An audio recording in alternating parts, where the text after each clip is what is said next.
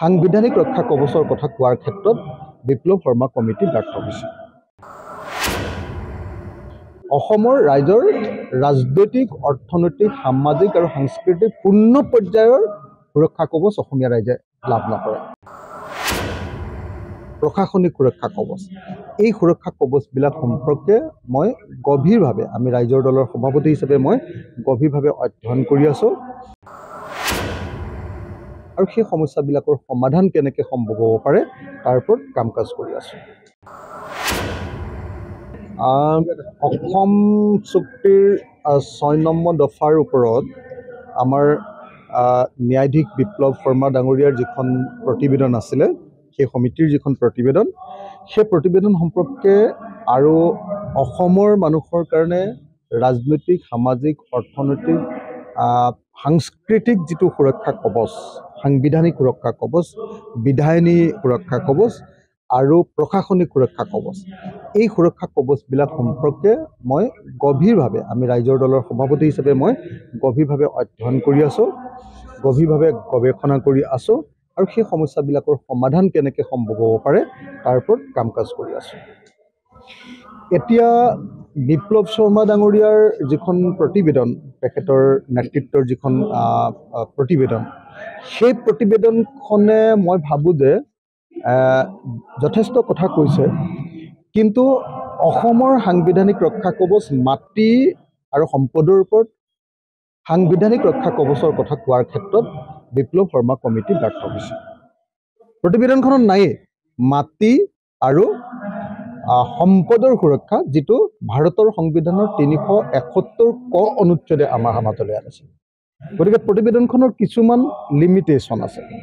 এই প্ৰতিবেদনখন সম্পূৰ্ণ কাৰ্যকৰী কৰিলেও অসমৰ ৰাইজৰ ৰাজনৈতিক, অৰ্থনৈতিক, সামাজিক আৰু সাংস্কৃতিক পূৰ্ণ পৰ্যায়ৰ সুৰক্ষা কৱচ অসমীয়া ৰাইজে লাভ নকৰে। নম্বৰ 1। নম্বৰ 2, বিপ্লৱ শৰ্মা কমিটিয়ে যিখিনি প্ৰতিবেদন দিছে, সেই কমিটিৰ প্ৰতিবেদনৰ মূল ৰাজনৈতিক যিকেইটা কথা, সেই কথাকেইটা মূলতঃ কেন্দ্ৰীয় চৰকাৰে ৰূপায়ণ কৰিব লাগে। কিন্তু এতিয়ালৈকে কেন্দ্ৰীয় চৰকাৰে এই বিপ্লৱ শৰ্মা কমিটিৰ ৰিপৰ্টটো গ্ৰহণ কৰা নাই আৰু কেন্দ্ৰীয় চৰকাৰে এতিয়ালৈকে আমাক একো কথা কোৱা নাই যে এই শৰ্মা কমিটিৰ ৰিপৰ্টটো তেওঁলোকে কাৰ্যকৰী কৰিব নে নকৰে। গতিকে অসম চৰকাৰে বিপ্লৱ শৰ্মা কমিটিৰ কিছুমান কাম ৰূপায়ণ কৰিম বুলি কোৱাটোত আমি অতি উৎসাহী হোৱাৰ কোনো অৰ্থ মই নেদেখোঁ। সেইটো দ্বিতীয় কথা।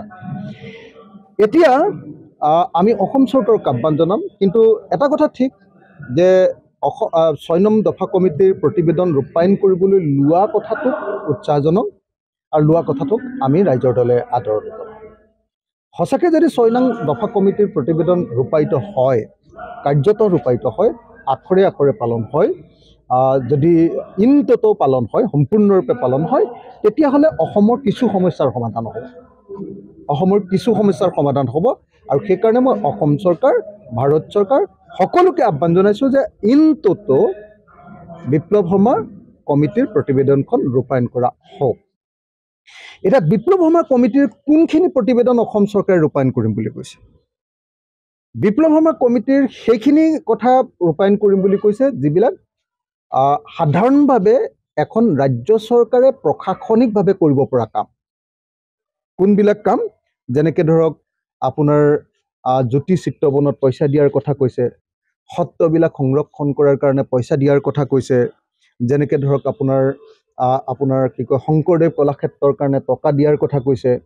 এনেকুৱা ধৰণৰ যিবিলাক প্ৰশাসনিক কাম কাজ, সেই কাম কাজবিলাক অসম চৰকাৰে কৰিম বুলি কৈছে, এইটো ভাল কথা, কৰা উচিত। কিন্তু অসম চৰকাৰে অকল এই কাম কাজবিলাক কৰিলে অসমীয়া জাতিৰ কাৰণে এতিয়াও সাংবিধানিক, বিধায়িনী, এতিয়াও সুৰক্ষা কৱচ আমি লাভ নকৰোঁ। সেইটো ইম্পৰ্টেণ্ট।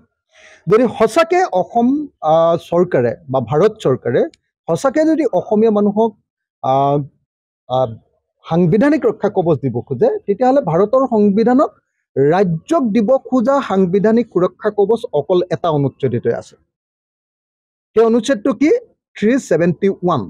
371A পৰা 371J লৈকে এই অনুচ্ছেদকেইটাতহে কেৱল আৰু কেৱল এখন ৰাজ্যৰ সাংবিধানিক সুৰক্ষা কৱচৰ কথা লিখি থোৱা আছে। যেনেকৈ ধৰক 371A নাগালেণ্ডক দিছে। নাগালেণ্ডৰ মাটি আৰু নাগালেণ্ডৰ মাটিৰ তলত থকা সম্পদ, তেল, কয়লা, চূণশিল, এই সম্পদবিলাকৰ ওপৰত নাগালেণ্ড চৰকাৰৰ বাহিৰে কোনেও হাত দিব নোৱাৰে, নাগালেণ্ডৰ মানুহৰ বাহিৰে। গতিকে অসমৰ মানুহৰ যদি মাটি আৰু অসমৰ মানুহৰ যদি সম্পদ, ইয়াত থকা তেল, ইয়াত থকা কয়লা, ইয়াত থকা চূণশিল, এই সম্পদবিলাকৰ ওপৰত যদি অধিকাৰ প্ৰতিষ্ঠা হ'ব লাগে, আমাৰ অসমকো ভাৰতৰ সংবিধানৰ 371 ক অনুচ্ছেদত অন্তৰ্ভুক্ত কৰিব লাগিব। আৰু সেইটো কৰিবলৈ হ'লে ভাৰতৰ সংবিধান সংশোধন কৰিব লাগিব। আৰু ভাৰতৰ সংবিধান সংশোধন কৰি অসমক 371 এই অনুচ্ছেদত অন্তৰ্ভুক্ত কৰি দিলে আমি সাংবিধানিক সুৰক্ষা কৱচ লাভ কৰিম। তাৰ পাছত যেনেকৈ ধৰক আসন সংৰক্ষণ, লোকসভা, বিধানসভাৰ আসন সংৰক্ষণ, পঞ্চায়তৰ আসন সংৰক্ষণ।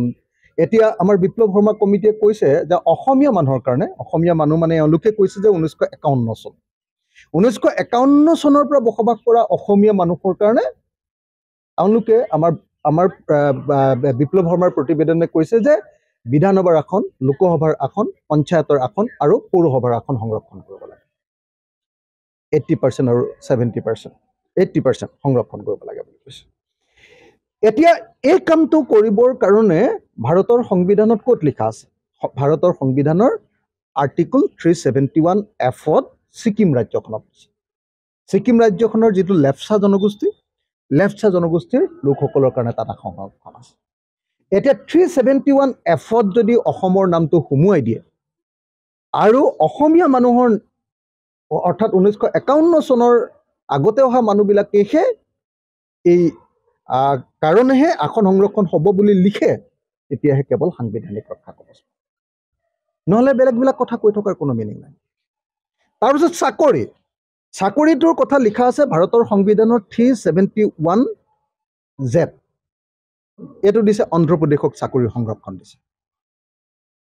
তো ঠিক তেনেকৈ যদি অসমক চাকৰি সংৰক্ষণ দিব লাগে, অন্ধ্ৰপ্ৰদেশ আৰু তেলেংগানা যেনেকৈ সংৰক্ষণ দিছে, তেওঁলোকক দিয়াৰ নিচিনাকৈ আমাক সংৰক্ষণ দিব লাগে। তো সেই 371Z যদি আমাক অসমক অন্তৰ্ভুক্ত কৰি দিয়ে, মানে 371Zটো ভাৰতৰ সংবিধানৰ অনুচ্ছেদ, আৰ্টিকল। ভাৰতৰ সংবিধানৰ আৰ্টিকলত যদি অসমৰ নামটো ভৰাবলৈ হয়, তেতিয়াহ'লে কোনে পাৰিব? ভাৰতৰ সংসদৰ লোকসভা আৰু ৰাজ্যসভাই, অৰ্থাৎ কেন্দ্ৰীয় চৰকাৰে পাৰিব। কেন্দ্ৰীয় চৰকাৰে যদি সেইটো পাছ কৰি দিব পাৰে, তেতিয়াহ'লে আমি সাংবিধানিক ৰক্ষা কৱচ পাম।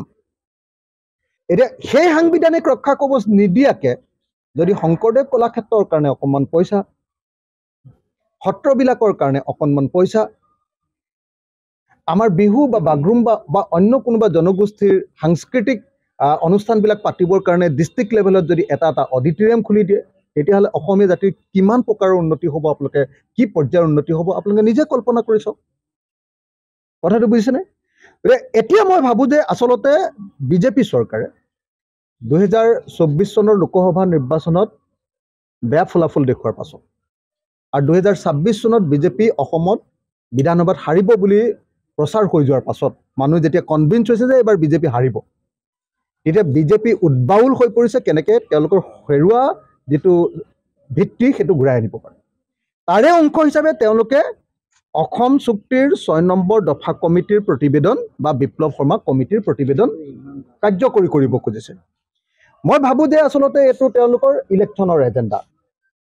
তেওঁলোকে দেখুৱাব খুজিছে যে ইলেকশ্যনৰ এজেণ্ডা মানে অসমৰ জাতীয়তাবাদী মানুহবিলাকক, অসমক ভালপোৱা মানুহবিলাকক, অসমৰ কাৰণে ভবা মানুহবিলাকক, থলুৱা মানুহৰ কাৰণে ভবা মানুহবিলাকক যাতে আকৰ্ষিত কৰিব পাৰি, তাৰ কাৰণে তেওঁলোকে এই এজেণ্ডাটো লৈছে। কিন্তু মই আশা কৰিম যে এইটো অকল বিপ্লৱ শৰ্মা কমিটিৰ প্ৰতিবেদন ৰূপায়ণৰ বিষয়টো অকল ৰাজনৈতিক গিমিক নহওক, ৰাজনৈতিক চমক নহওক, 2026 চনৰ নিৰ্বাচনৰ ভোট গোটোৱাৰ কেৱল হাতিয়াৰ নহওক, এইটো বাস্তৱতে ৰূপায়ণ কৰক। আৰু বাস্তৱতে ৰূপায়ণ কৰিবলৈ হ'লে কেন্দ্ৰীয় চৰকাৰে এই বস্তুটো ৰূপায়ণ কৰিব লাগে। গতিকে যেতিয়ালৈকে কেন্দ্ৰীয় চৰকাৰে ভাৰতৰ সংবিধান সংশোধন কৰি অসমক সুৰক্ষা কৱচ প্ৰদান নকৰিব, তেতিয়ালৈকে 6 নম্বৰ দফা কমিটিৰ প্ৰতিবেদন কেতিয়াও ৰূপায়ণ নহয়। আৰু সেইটো কেৱল নিৰ্বাচনৰ কাৰণে কৰা হ'ব, সেইটো নিৰ্বাচনী চমকত পৰিণত হ'ব, আৰু সেইটো অসমীয়া মানুহক আচলতে আভুৱা ভাৰিবৰ কাৰণে কৰা হ'ব।